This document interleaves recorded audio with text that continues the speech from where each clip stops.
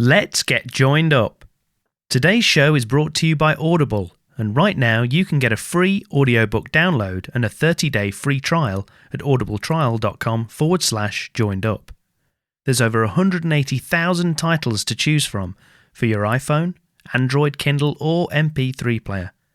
So thanks for tuning in to the Joined Up Writing Podcast, a regular show about all things writing, including interviews with authors, screenwriters and key figures from the publishing industry. Plus loads of hints, tips and inspiration for all creatives. You can follow us on Twitter at JU Podcast, leave a quick iTunes review or just tell a friend.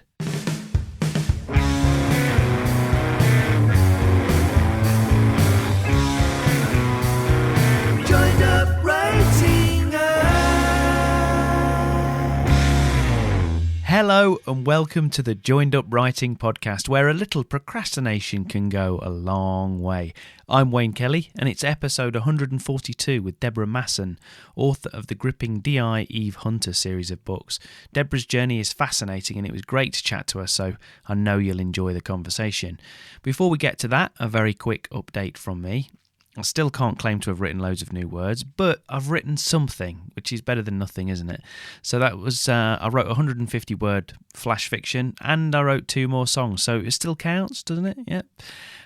It was really fun, actually, to write the flash fiction, and it came out of the fact that my old critique group, Phoenix Writers, invited me to drop in on their Zoom meeting, and part of the rules of Phoenix are that you have to have completed the homework task, which you read out at the start of each meeting. And I was also tempted to take a chapter from my novel, but I feel like I'm cheating if I haven't done any new writing first. So that's my next goal, write something new, and then I can attend the meeting again to get some real critique. But the meeting was really fun and really inspiring to get to hear and comment on the work of others. I've said it many times before, but if you can find a good critique group, grasp it with both hands, because I can honestly say the biggest improvements in my writing came after getting quality feedback from other experienced writers. But not only that, you'll also learn as much from listening critically to the work of others and offering your own feedback. It's often much easier to see what can be improved in the work of others than it is to spot your own flaws. That's what I find anyway. Maybe you're already in a critique group. Maybe you're thinking of setting one up yourself. Well, there's never been a better time with Zoom and all the other online tools that we've got to help bring people together. So, no matter where you're based. So either way, anyway, let me know what you've been up to and if you have any other tips or advice you want to offer other writers, because I'd love to hear from you. So get in touch by tweeting me at JU Podcast, emailing wayne@waynekellywrites.com or dropping me a line on the FB page. Also, don't forget to join the email mailing list at joinedupwriting.co.uk. It's totally free, and you can read a couple of my short stories when you sign up if you want to. And you'll also be the first to find out about upcoming shows and events. And as for the songwriting, well, if you're still interested, I'll put another one of my recordings right at the end of the show for any of you that are still gluttons for punishment. Right, I've prattled on long enough, so let's get to today's interview with Deborah Masson. So Deborah was born and bred in Aberdeen, Scotland, and as you'll hear, she worked in several jobs, including secretarial, marketing and reporting for the city's Freebie newspaper, to name but a few. Eventually, Deborah got started with short stories and flash fiction before deciding to challenge her writing further through online courses with Professional Writing Academy and the Faber Academy. And her debut novel, Hold Your Tongue, was the result of those courses. Her latest novel, Out for Blood, is out right now in ebook and available in paperback from December the 10th. So enjoy the chat, and I'll drop back at the end. Joined Up Writing.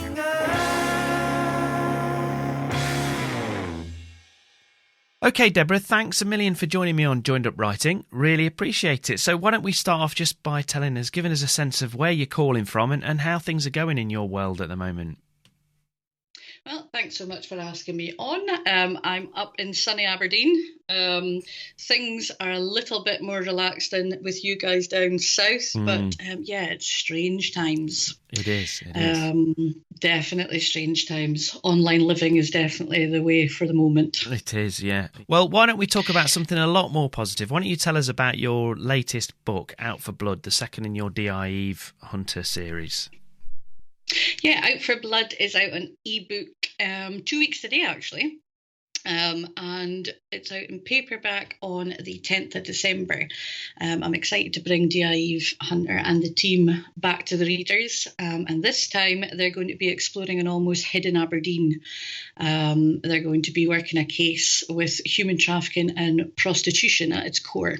So 2 hot topics there. So give us a bit of a sense about what's the premise for this one. How do you manage to weave those 2 things together? I think what it was, I'd actually watched a documentary on human trafficking, and it's such a current issue that I started researching it for my hometown of Aberdeen. I was really surprised at how much cases there were, and on speaking to an officer who works in that team, really quite shocked how much is going on under our nose. And I think what I wanted to do was bring that to the reader, but in a sensitive manner, to tell the story of someone that really doesn't have a voice. Yeah. So many young girls out there, are being forced into this. And I really wanted to tell their story, but as sensitively as I could. This story is about Eve Hunter and the team. And it starts out with a girl found hanging in a local golf course with no ID, no idea who she is.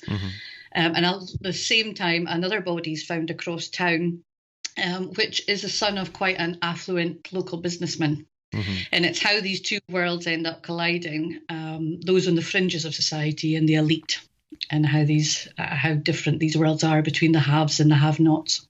Excellent. Well, it sounds great. So this is the second in this series, following hot on the heels of your debut, Hold Your Tongue, which won Bloody Scotland's crime debut of the year, didn't it, this year? So tell us about how D.I. Eve Hunter and the sort of series itself came about.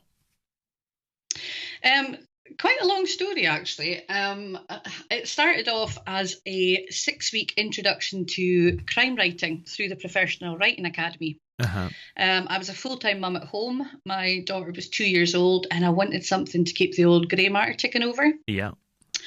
So I signed up for that, and the premise of that course was to invent a detective, show them at a breakfast scene, show a murder scene, and then also have the detective interviewing a murderer.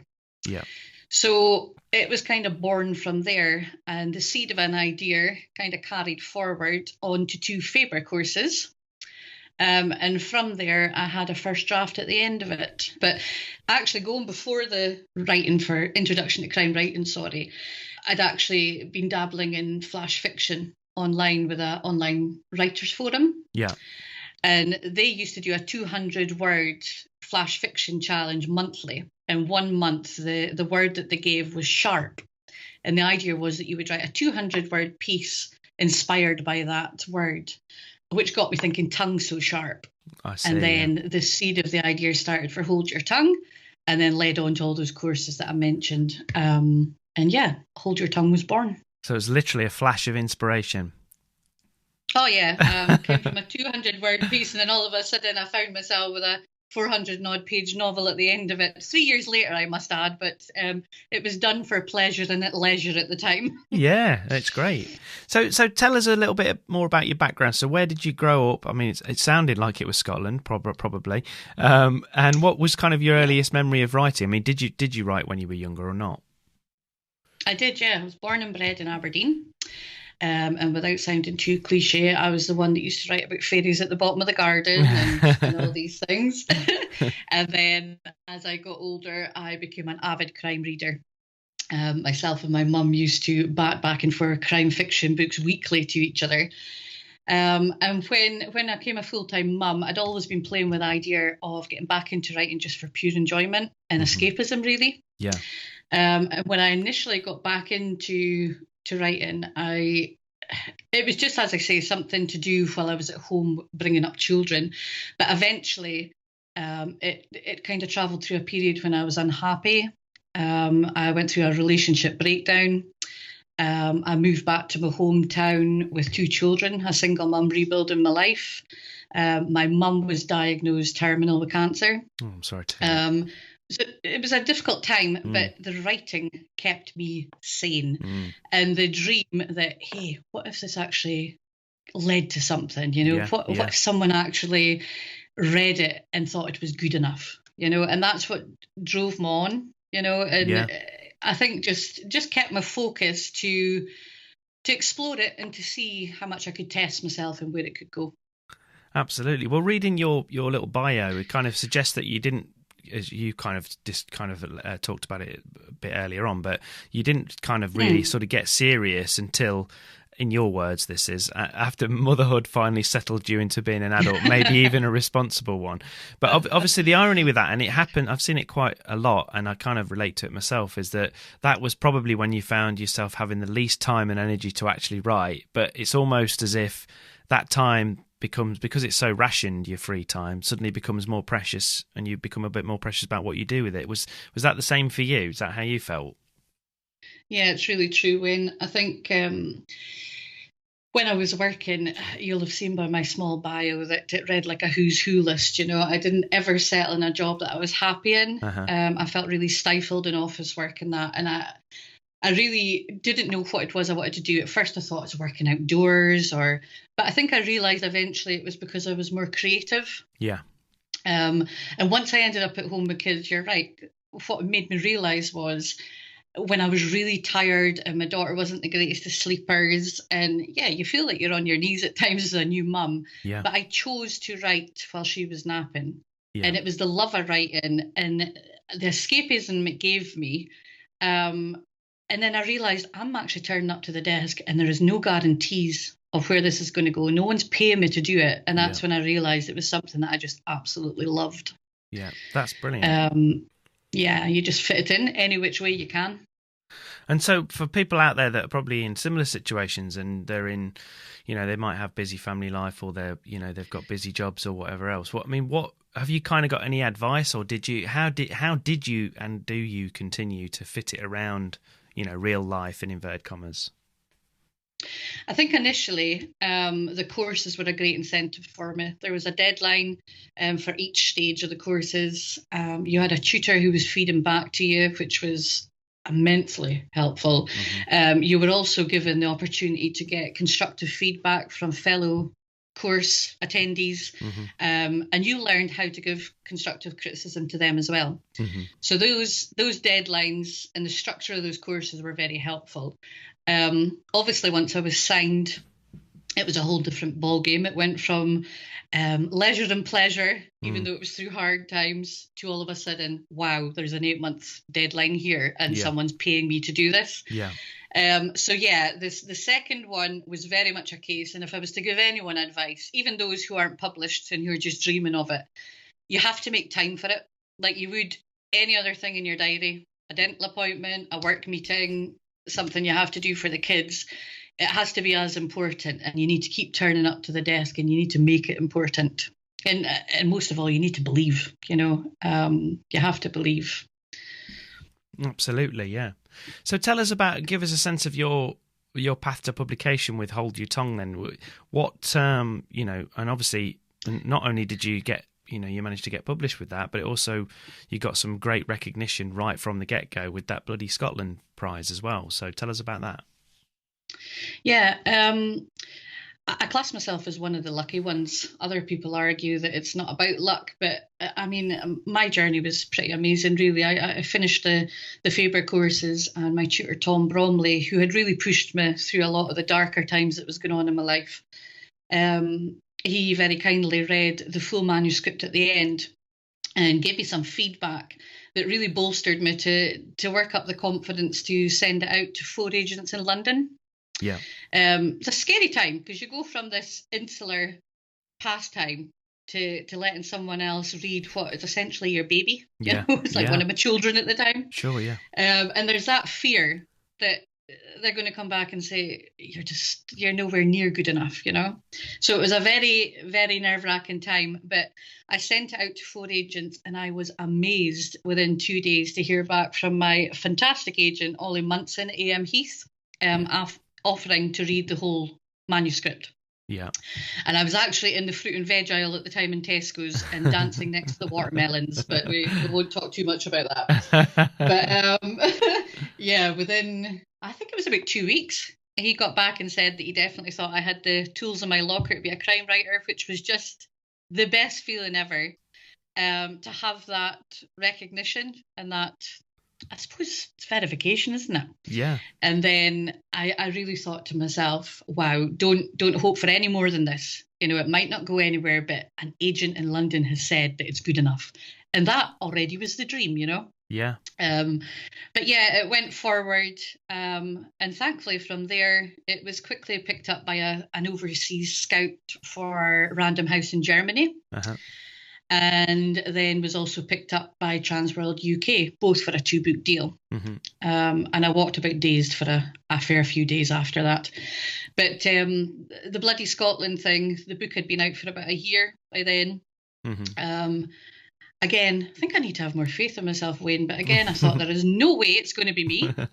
So, we were all sitting live on this new way of living, as I was saying earlier, online living. Yeah. Sitting live waiting for the ceremony. And I was so convinced it wasn't going to be me that I'd actually arranged a 1.5 hour car trip straight after the ceremony and hadn't charged my mobile. Oh, right. So, yeah. I was sitting there when they said my name. I think it was glaringly apparent from my accepted speech that I was not expecting it. But it was just amazing because as a Bloody Scotland festival attendee, as a reader for years, I used to go every year, sit and listen to all my favourite authors, just loving every minute of it. And I remember just having a small dream that imagine if I ever got a book out there, imagine just to see my name somewhere at this festival or to get a mention. So to actually win the debut was just exceeded my dreams, It was an unbelievable moment, which I'm very grateful for. Oh, it's fantastic. Yeah, congratulations. It must have been brilliant. Thank you. Yeah, it must have been really good. So in the time from so you knew it was a 2-book deal, but at the time you got the 2-book deal, mm-hmm. How far along were you, if at all, with Out for Blood? This is where I tell you the truth and say nowhere. That's good. That's good. Yeah. Be truthful. Yeah. When you're just thinking to yourself, if the first book gets picked up, I'll be a happy girl. And then all of a sudden it's picked up as a 2-book deal. And you're like, oh my goodness, I've got to write another one. And I think because Hold Your Tongue was the first time I'd ever attempted a novel, it was that fear of, is there another book in me? Can I do this again without a course, without the backup of tutors? And, plus Mum was really quite gravely ill by that time and I was caring for her alongside my brother. Yeah. So it was kind of a stressful time. 2 children, single mum by that time. Yeah. There was a lot of panic, but again, Wayne, it kept me sane. Yeah, it was escapism from everything that was going on round about me. The knowledge that someone was waiting for it, so there was no excuses. I had to turn up to that desk. And I admit I got a wee extension to allow for everything that was going on in my life. Yeah, but I hit that extension and it was the biggest relief ever. And I was amazed to realise that I was actually quite proud of the book writing under a much shorter time frame than the first one. So, and after editing and that, I've ended up with a book I'm very proud to put out there. Yeah, it's great. And so, I mean, obviously you had, as you say, lots of other not very nice stuff going on in your private life at the time when you were trying to do that. So did that in a way, did you not have time to sort of get, because a lot of authors that are working on that difficult second book, especially to be honest, I think sometimes it's worse if the book has come out and it's done well, then from all accounts the second book is even harder because you've got that little bit of expectation and that little bit of pressure. It's like, well, people like the first one and now I've got to kind of do it again, or it's even got to be a little bit better probably. Did you have any of that, or did you just not have time because you didn't have a lot of time and all the other stuff that was going on in your life? I was definitely very busy and realising I just had to get on with it. But I definitely had the second book fear. I still do. It's not out there yet. But it was a book that I believed in and that thankfully my publisher believed in. But it's a fear of going out there and the readers not feeling you've hit the mark like the first one. Exactly like you just said, you're hoping that they enjoy it just as much, if not more than the first one. Early reviews on NetGalley are showing that the readers are signed up for it. So I'm very, very hopeful of the release. But it is terrifying because you want to stay in the game. You want to stay in the dream. So I hope that readers take it to their heart as much as they did the first one. Well, I'm sure they will. And as you say, it kind of looks good from from the outset. So that's great. So dare I ask where you are? Are you with book 3, or have you even thought about that yet? I am embracing NaNoWriMo for the first time ever. Right. So I am, yes, that kicked off on Sunday, the 1st of November. Yeah. So I've never taken part in it before. But yes, book 3 is lifting up off the ground as we speak. I just signed a contract 2 weeks ago for a book 3 in the series, which I was over the moon about. That's great. Congratulations. But they've also picked up, thank you, and they've also picked up a standalone thriller also set in Aberdeen that I pitched to them. So it's a 2-book deal, but one of Eve Hunter and one of me exploring something new. That's great. And how do you feel about the standalone? Presumably that was something that was, did you want to kind of break out for a book and try something else? Yeah. I think I wanted to test myself. I think this whole journey from signing up for the initial 6-week course has been about testing myself and seeing what I'm capable of and using my noodle, I guess. Yeah. And I think, I'm keen to see what I can write and what I can do. And there is nerves attached to it because it's something new. It's building a whole new world and a whole new group of characters. But I'm going to embrace the challenge and go for it. Do you think there's a chance that the characters in the standalone, there'll be at some point some kind of crossover between that and Eve Hunter's world? I think at the moment it's very much going to be a book out on its own. But depending on how it's received by the readers or where the story goes, I wouldn't rule it out. I'm very much a pantser. Yeah. I don't plan anything. So, I'll see where it takes me. I heard another nice expression for pantser that I hadn't heard in the last podcast that I put, which was a gardener. I'm a gardener, not an architect, which I thought was quite nice. I like that one, actually. I might steal that. Yeah, I'd not heard it before, but I like it, yeah. So, and I'm probably somewhere between the two myself, so I understand. So when you, obviously, because of how the first book sort of came, as you said, it literally came out of a 200-word flash, and then it evolved into this, this other thing and this book and everything. At what point did you think at any point when you were writing that first book, were you thinking about it in terms of a series, in terms of the main character, Eve Hunter? Were you thinking at any point, well, this could be a series, or was that not really in your mind and you just thought, well, this is this book and this is what it is? I think when I first started writing it, I was really into reading serial killer thrillers at that point. Yeah. I didn't at the start see it as going out to agents and everything else. I was just trying to learn my craft, so to speak. Yeah. And I wanted to write something that I would like to read. And it started off as that, but as the courses went on and I was getting the feedback that I was from other people, the fact that I was attempting to write a police procedural, you start looking at the big guns and thinking, hey, this is a police procedural.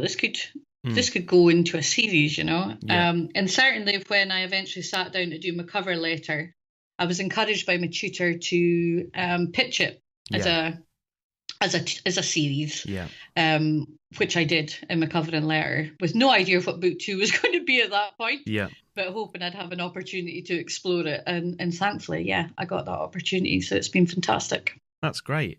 And when you said that, when you got to the point where you kind of got that first draft done and your tutor very kindly agreed to read the full manuscripts and everything and gave you some feedback, which was obviously it was encouraging. What kind of feedback did you get at that point? And what do you think you learned from that between then and obviously finishing your second book?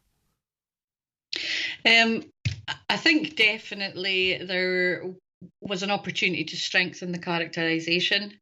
Definitely pacing, although my pacing was always quite fast, which I think it needs to be when it's a crime thriller. You're looking for a page turner, hoping that's what readers will feel.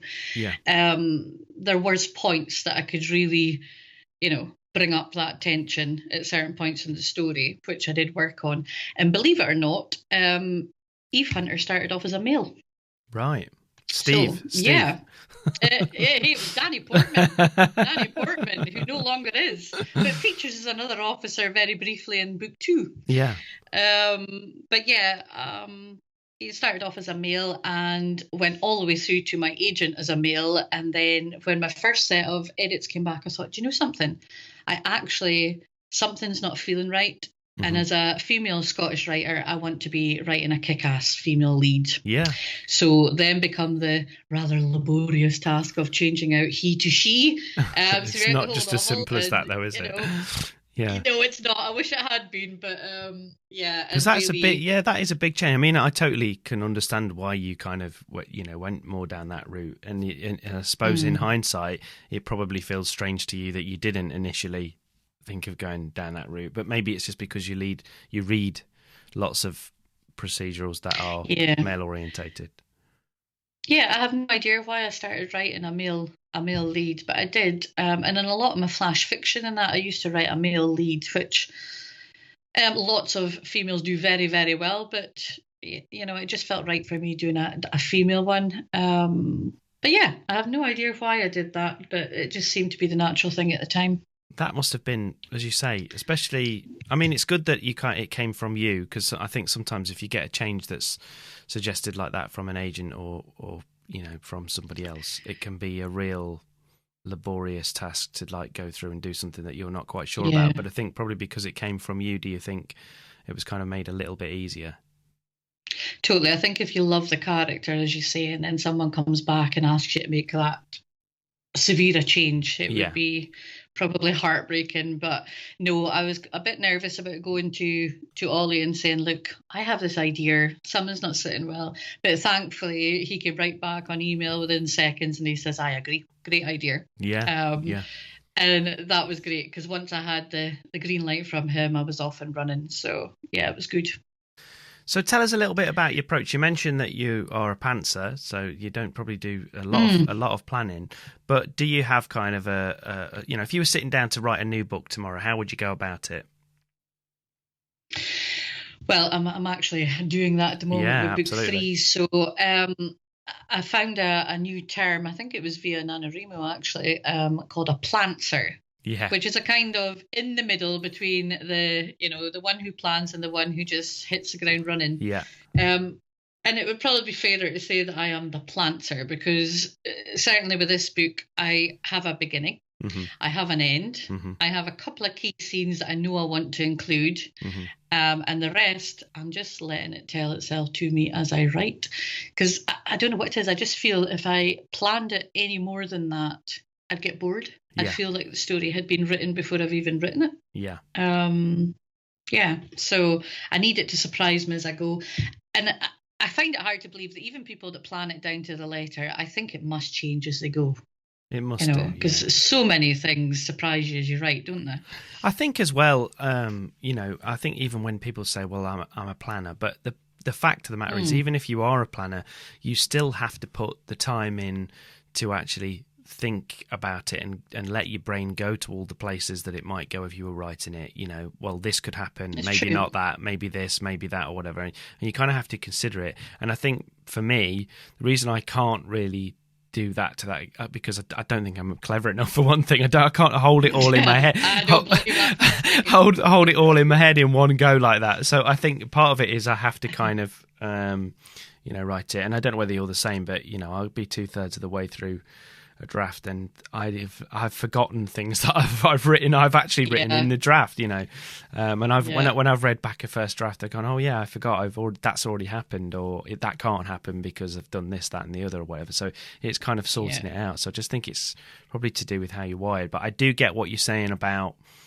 I mean, when I've done NaNoWriMo once a few years ago, and I did it. I hit the target. I think I wrote 62,000 words or something in the month. Oh, well done. And I loved it. I actually really liked doing it. But I think it was much easier at the beginning, because what I'd basically done a few days before November started, I'd basically done, it was a chapter.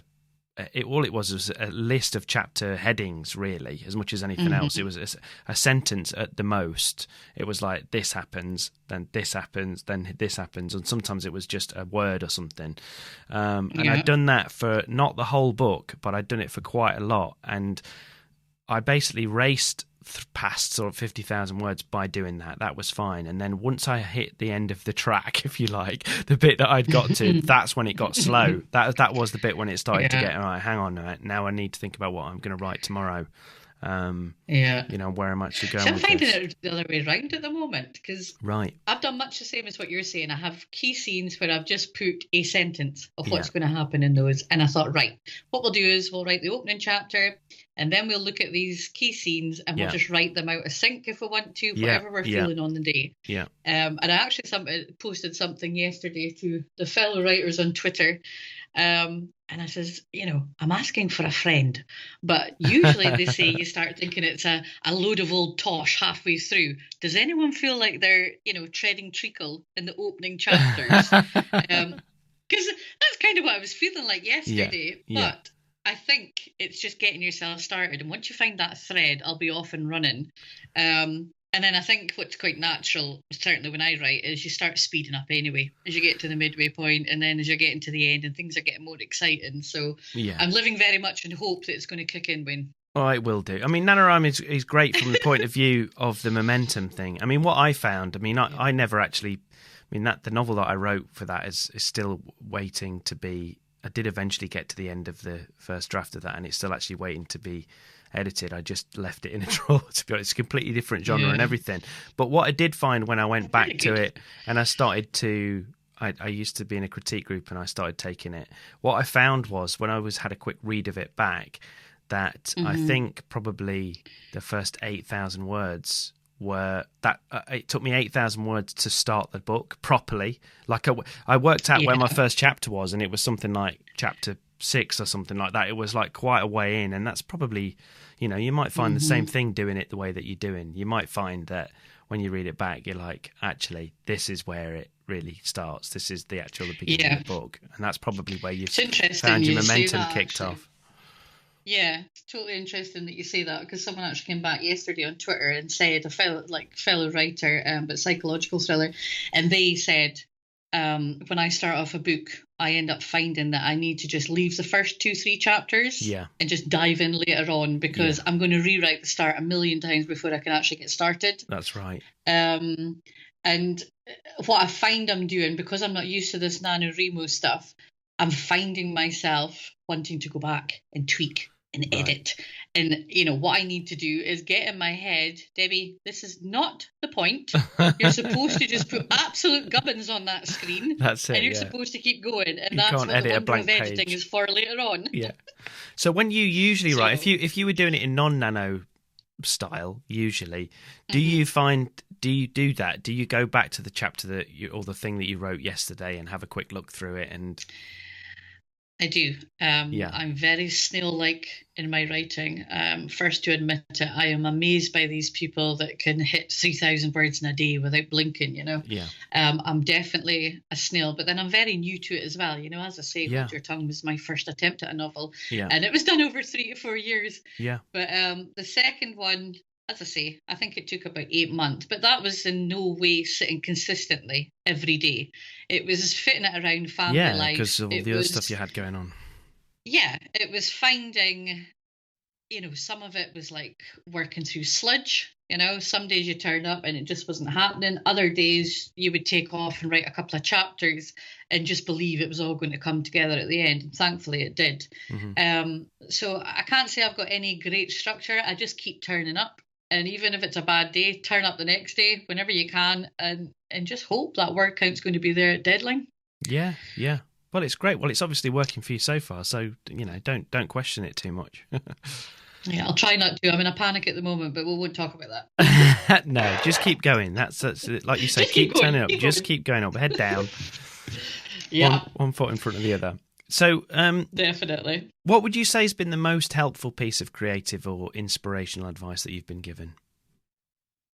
Do you know something that always sticks with me when I'm writing, and it maybe seems a very small point, but I've really found that it has, it's made me feel that it's improved my writing, whether the readers agree. But one thing that I never used to really consider was using all the senses. Yeah. And smell was something that I didn't realise I didn't really use. Mm-hmm. And now when I'm writing, I do tend to remember, well, what does that scene smell like? How can I involve all the senses in that scene? How can I really bring the reader so they're standing there alongside me, you know? And I think some of the best reviews I've had as a writer for Hold Your Tongue is people saying, you know, it's so intricate and you do feel you're there and, you know, you can see and feel everything that's going on. And I thought, well, if nothing else, that was one of the things I really hoped I would bring, you know. So definitely the use of senses, that was one of the main things in the courses that really stuck with me. Yeah, absolutely. Well, that's good advice. And if you were starting again tomorrow as a new writer, brand new, right from the get-go, what, if anything, would you do differently, or would you go back and tell your younger self, do you think? Wow, now there's a question. I don't know that I would do anything differently, because it's, as I say, where I've got to has exceeded my dreams. Mm-hmm. You know, it really has. I've been very, very lucky. Even if nothing was to happen from here and this new contract I have signed is as far as my writing career is going to go, I am so proud that I got this far and that I'm able to say to my children, do you know something? Anything is possible. You know, mummy's books are on shelves. Yeah. You can do what you put your mind to. You know, and if that ends up just being 4 books, hey, I am more than happy at having achieved that. I hope that I manage to stay in the game and continue the dream. But yeah, we'll see what the future holds. But no, I'm very, very happy with what I've managed so far and what I've been allowed to get out there, really, with the help of my agent and my publisher. Very grateful.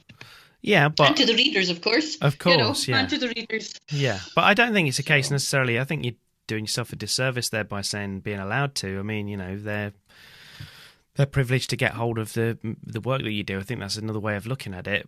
So, you know, it's all your hard work and everything paying off. So, well done on that. That's great. So, if there is somebody out there that's listening to this that's sitting there and maybe they're in a very similar situation as to you were, maybe, you know, 4 or 5 years ago or whatever, and as you say, you had lots of stuff going on in your personal life and you weren't sure about what you were going to do with your career, and you had all the other stuff that real life sort of throws at you, but you still found time to pursue your dream, if you like, and what you want to do. And they're maybe sitting there and thinking, yeah, but my life's different, or I'm different, or I'm not as talented as that, or I can't do that. What would be your message to them now if they're listening to this? I think it's very easy to talk yourself out of doing something that can sometimes be a bit scary. You know, and at the end of the day, writing is a very insular thing. There are no guarantees. But if you don't sit down to the desk and try and chase that dream, and if you don't learn more about your craft, whether it's how to write books, whether you sign up for courses, whether you look to your favourite authors, you're never going to achieve that dream. So I suppose it's a difference between not even trying and just at least try, you know, and you don't know where it's going to go. And, you know, if you keep following that dream and you work hard enough, then it's getting up the courage to hit send on that manuscript, get it out there, get a bit of feedback. You know, anything's possible. There's nothing to say it won't happen to you too. That's brilliant. That's great advice. So as we kind of round things up then, you've kind of given us a bit of a sense of what's up next with the new book comes out. Well, this is going to be released, I think, at the beginning of December, this chat that we're having now. So by that stage, the ebook will already be out and the paperback will be imminent. So people should definitely go out and go and grab that, Out for Blood. So can you give us a bit of a sense about maybe what the other book's about, or is it too early to talk about that yet? Probably. I could give a rough idea. It has no title at the moment, but it is going to be based around a children's home. Yeah. It's going to be really uncovering. What's the word? I think uncovering what some children go through. There is going to be rather unsavoury characters, abuse going on, a fire that's going to rip the place apart and is going to bring to light an old case that no one was ever aware happened within that home. Great. Sounds very intriguing. Sounds really interesting. Look forward to seeing that when it arrives. So can you let people know where they can find out more about you online, where they can find you on places like Twitter and stuff like that? I'm a bit of a social media phobic, I think, but I am on Twitter at Deborah __ Masson. And yeah, that's the only social media I actually run at the moment. That's okay, though. That's a good one. That's where I am. I'm on Facebook and all that stuff, but to be honest, I hate Facebook. So I always sort of half-heartedly tell people at the beginning and end of the show, check out the Facebook page. But I'll be honest, it's never updated because I hate going on Facebook. Yeah.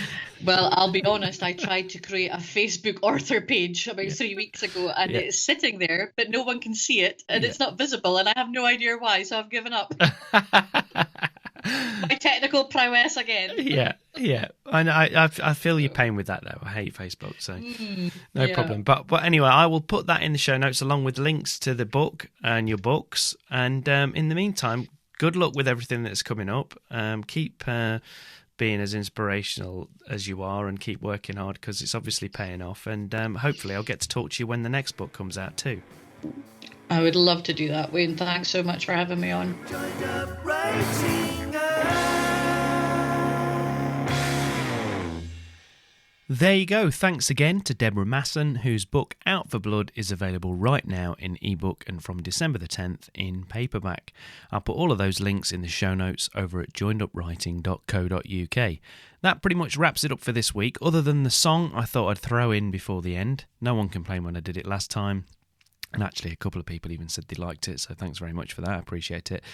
I'll play that after I've done this quick sign-off, but don't forget you can find the entire back catalogue of interviews on the website. Make sure you subscribe at Apple Podcasts, Stitcher, Spotify, Overcast, YouTube, or wherever else you want to get your podcasts from, and that way you can have it downloaded automatically every time. Also remember to leave us a nice rating and review on Apple Podcasts, as it really helps others to find the show, or just recommend it to one of your friends. Appreciate that. So this week's song is one me and collaborator George wrote a long time ago, but which we'll be putting out on our new album of songs under our band name The Rye Dogs, which is being released before Christmas on Spotify, Apple Music and Amazon. So you're getting a bit of a sneak preview. Wow, you're so lucky. Anyway, it's called September, and feel free to let me know what you think of it.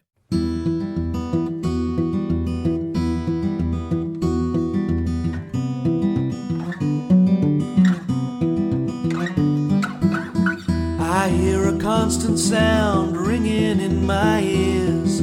I turn around to see that you're the sum of all my fears. You fix me with that stare and hold it for too long. I hold out my guitar and I start to sing this song, singing